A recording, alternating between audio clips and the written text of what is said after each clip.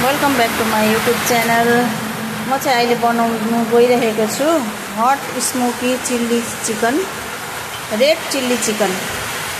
यसलाई चाहिँ मैले बोइल गरेको छु। यो चिकन मैले ठुल्ठुलो पिसमा काट्नु लगाएको थिएँ। यसलाई चाहिँ मैले भेनिगर, हल्दी र नुन हालेर हाफ बोइल हुने गरी चाहिँ बोइल गरेको छु।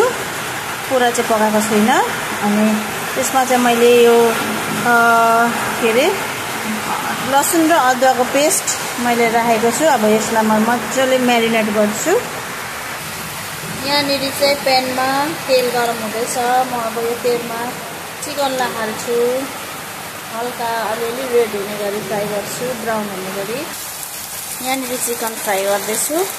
त्यसलाई चाहिँ म हल्का रेड हुने गरी फ्राई गर्छु। यहाँ चाहिँ फेरि फ्राई गरेको चिकनलाई म्यारिनेट गर्नुको लागि चाहिँ मैले टमेटो सस मैले ल्याउनु भुल्दैछु हो। टमेटो सस थिएन घरमा, ल्याउनु भुल्दैछु। त्यही लागि चाहिँ मैले यहाँ टमेटो काटेको छु। अनि यो चाहिँ हो डल्ले खोर्सानी। यो प्योर, यो चाहिँ अर्ग्यानिक डल्ले खोर्सानी हो। रेड डल्ले खोर्सानी छानेर राखेको छु।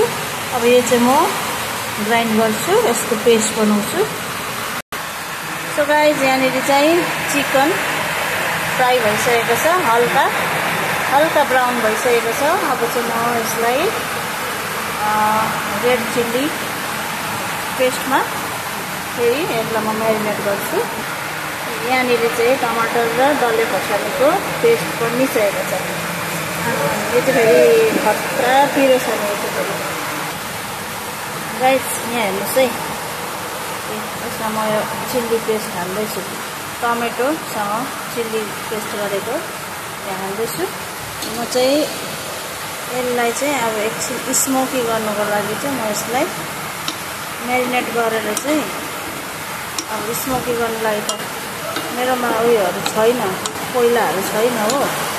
त्यही लागि चाहिँ म यसलाई अब यहाँ ग्यासमै एकछिन, ग्यासको आगोमै म यसलाई एकछिन राख्छु ल।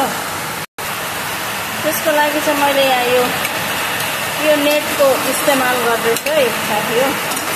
त्यसमा म हल्का तेल लाउँदैछु।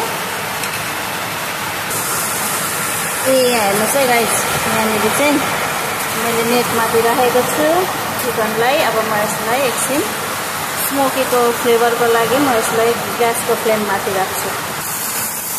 हेर्नुहोस् है, यसरी चाहिँ अब म यसलाई स्मोकी, यसलाई म यसको टेस्टमा स्मोकी गरिदिन्छु है। हेर्नुहोस् है गाइस, अर्को साइडमा पनि सबै पल्टाएँ हो। फेरि अर्को साइडमा पनि यसलाई मैले स्मोक गर्दैछु।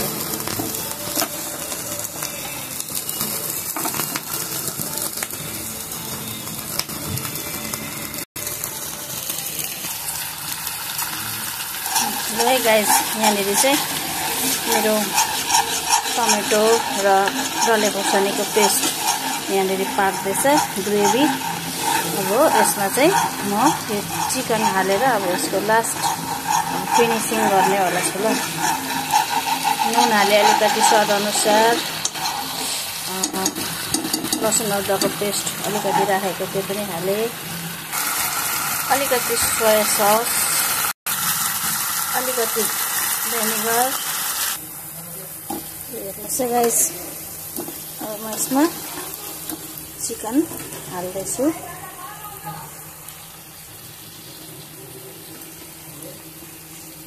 स्मोकी चिकन यो चाहिँ।